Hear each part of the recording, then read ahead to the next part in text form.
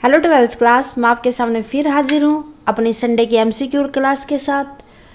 So students, अगर आपने अभी तक साया सारण क्लासेस को सब्सक्राइब नहीं किया है तो प्लीज़ पहले सब्सक्राइब कर लें और क्लासेस को अदर स्टूडेंट्स के साथ शेयर करें। ट्वेल्थ क्लास, आज हम डिस्कस करेंगे सेकेंड चैप्टर के कुछ और एमसीक्यूज़ जो कि हमारे बिजनेस एनवायरनमेंट के ऊपर बेस होंगे। चैप्टर को कंप्लीट हम कर चुके हैं लास्ट क्लासेस के अंदर। सो अगर आपने अभी तक उन क्लासेस को नहीं देखा तो प्लीज़ वो क्लासेस देख लें। देखते हैं question number first, which of the following is not a feature of business environment. कि आपको नीचे 4 फीचर्स दे रखी है, उनमें से आपको बताना कि नीचे वाले फीचर्स में से कौन से बिजनेस एनवायरनमेंट की फीचर नहीं है, नोट यूज़ किया है। प्लीज़ ये चीज़ें आपको ध्यान रखनी है। कौन सी नहीं है? इंटर रिलेटेड एलिमेंट्स होते हैं, रिलेटेड एलिमेंट्स तो बिजनेस एनवायरनमेंट के अंदर, तभी तो बिजनेस के ऊपर अफेक्ट डालेंगे। डायनामिक भी होते हैं क्योंकि उनको हम कहीं भी अप्लाई कर सकते हैं फुल्ली वो, और कॉम्प्लिकेटेड भी होते हैं, कॉम्प्लेक्स भी होते हैं, हमारे कॉम्प्लेक्सिटी होती है उनके अंदर क्योंकि हम उनको समझ नहीं पाते कई बार तो।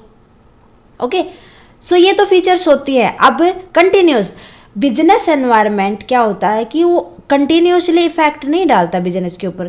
क्या होता है कि अगर कोई भी कंडीशन ऐसी आ जाती है तभी वो अफेक्ट डालता है। तो क्या हो जाएगा? कौन सी फीचर नहीं है? कंटिन्यूस फीचर नहीं है। सो आंसर इज डी।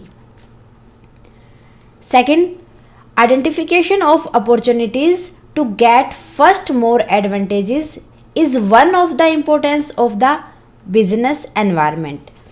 अपॉर्चुनिटीज को पहचानना, फिर उनसे फर्स्टली एडवांटेजेस लेना, क्या ये बिजनेस एनवायरनमेंट की फीचर्स है, इंपॉर्टेंस है, होती है या नहीं होती है? ये बात ट्रू है, फॉल्स है, कांट से कुछ नहीं कह सकते आप। यस, ट्रू है, ऑब्वियसली ट्रू है, क्योंकि जो बिजनेस एनवायरनमेंट होता है वो हमें ये भी तो सिखाता है ना कि हम जो हमारे कॉम्पिटिटर हैं उनसे क्या सीखते हैं? अपॉर्चुनिटीज़ को आइडेंटिफाई कर पाते हैं, फिर उनका एडवांटेज लेते हैं। यही तो बिजनेस एनवायरनमेंट की इंपॉर्टेंस होती है। ओके, सो क्या हो जाएगा? ये स्टेटमेंट ट्रू है, तो answer is a, true. Third, which of the following does not explain the impact of government policies change on business and industries. नीचे वाले में से कौन से ऐसा पॉइंट है चारों में से जो ये एक्सप्लेन नहीं करता कि जो गवर्नमेंट पॉलिसीज़ है उनको चेंजेस करते हैं तो बिजनेस और इंडस्ट्री के ऊपर अफेक्ट नहीं पड़ता? देखते हैं। इंक्रीज कंपटीशन, क्या कंपटीशन बढ़ता है? ये तो इफेक्ट डालता है, एक्सप्लेन करता है ये पॉइंट तो कि उसका इफेक्ट पड़ता है। मोर डिमांडिंग मार्केट कस्टमर्स की डिमांड बढ़ जाती है obviously. Market orientation, yes market orientation होता है, मार्केट को तो फॉलो करके चलते हैं। And change in agriculture price, नहीं, एग्रीकल्चर प्राइस का कोई भी चेंजेस होता है तो उसका इफेक्ट नहीं पड़ता। गवर्नमेंट पॉलिसी के अंदर चेंज करते हैं, किसके अंदर? एग्रीकल्चर प्राइजेस के अंदर, तो उसका बिजनेस और इंडस्ट्री के ऊपर कोई इफेक्ट नहीं पड़ता। तो क्या आ जाएगा? Answer is D. फोर्थ देखते हैं। Blank refer to the negative and unfavourable external factor that are likely to create hurdle to for a firm. कि नीचे वाला आपको 4 पॉइंट दे रखे, इनमें से आपको बताना है कि कौन सा पॉइंट है जो हमारे जो एक्सटर्नल फैक्टर है, नीचे वाले में से कौन सा एक्सटर्नल फैक्टर है जो किसी भी फर्म के ऊपर बाधाएं लेके आता है, नेगेटिव और अनफेवरेबल होता है उसके लिए। कौन सा? अपॉर्चुनिटीज तो उनको बिजनेस को बढ़ावा देती है फर्म को, ऐसे वार्निंग्स। सो क्या होता है वो? थ्रेट्स। क्या होता है? Threats. Answer is C. Which of the following are the dimension of the business environment? कौन से होते हैं dimension? Economy and social, yes कर चुके हैं हम ये सारे के सारे। टेक्नोलॉजी एंड इकोनॉमिक, यस होते हैं। लीगल एंड सोशल भी होते हैं। तो क्या आ जाएगा answer? All of above. Answer is D. Okay, next देखते हैं। सिक्स्थ, लिबरलाइजेशन मीन्स, लिबरलाइजेशन का मतलब क्या होता है? पॉलिसी ऑफ प्लैंड डिसइन्वेस्टमेंट अरे डिसइन्वेस्टमेंट करने की पॉलिसी होती है, नहीं ये तो होता ही नहीं। इंटीग्रेटिंग अमंग इकोनॉमिक्स, इंटीग्रेट करके चलती है इकोनॉमिक के अंदर, ये भी नहीं होता। End of licence and reduction of government control, licence को एंड किया था और गवर्नमेंट कंट्रोल को कम किया था। यस, क्या आ जाएगा इसका मतलब सी, answer is C.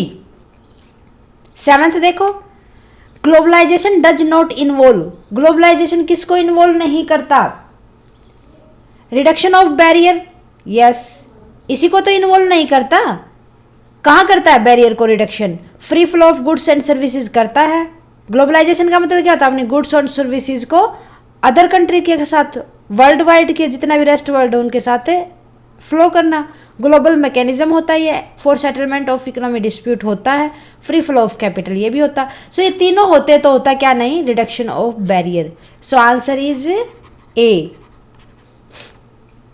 Which of the following are the impact of government policies changes on business and industries? कि नीचे वाले में से कौन सी गवर्नमेंट पॉलिसी के अंदर चेंज करे तो उसका इफेक्ट बिजनेस और इंडस्ट्री के ऊपर आएगा? कौन सा?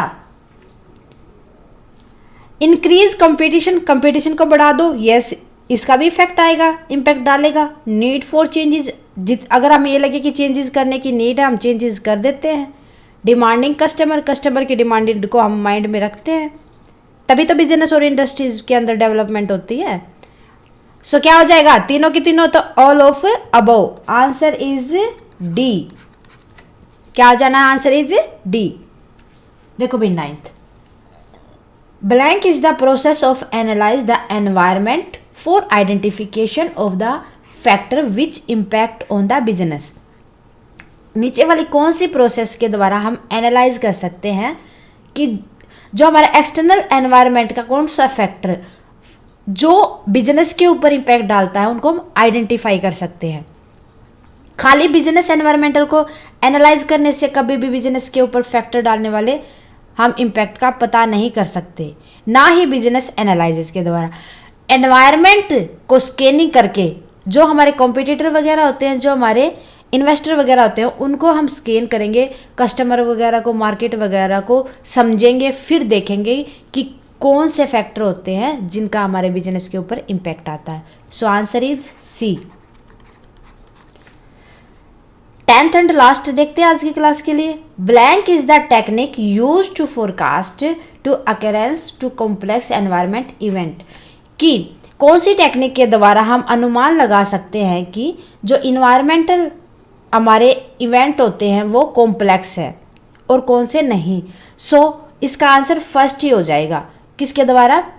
स्कैनरियो एनालिसिस के द्वारा।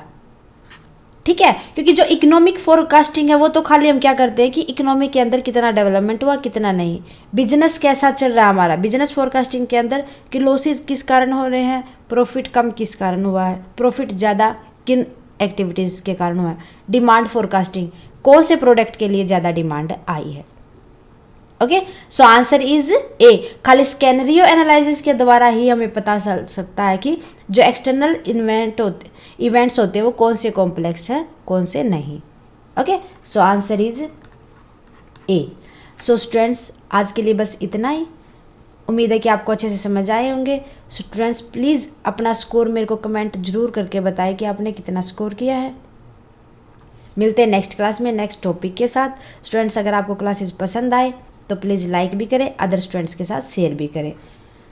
स्टूडेंट्स क्लासेस को देखने के लिए थैंक यू वेरी मच। अगर आपकी कोई क्वेरी है प्लीज़ उसको कमेंट बॉक्स में लिख दें, जितना जल्दी पॉसिबल होगा मैं सॉल्यूशन दूंगी आपको।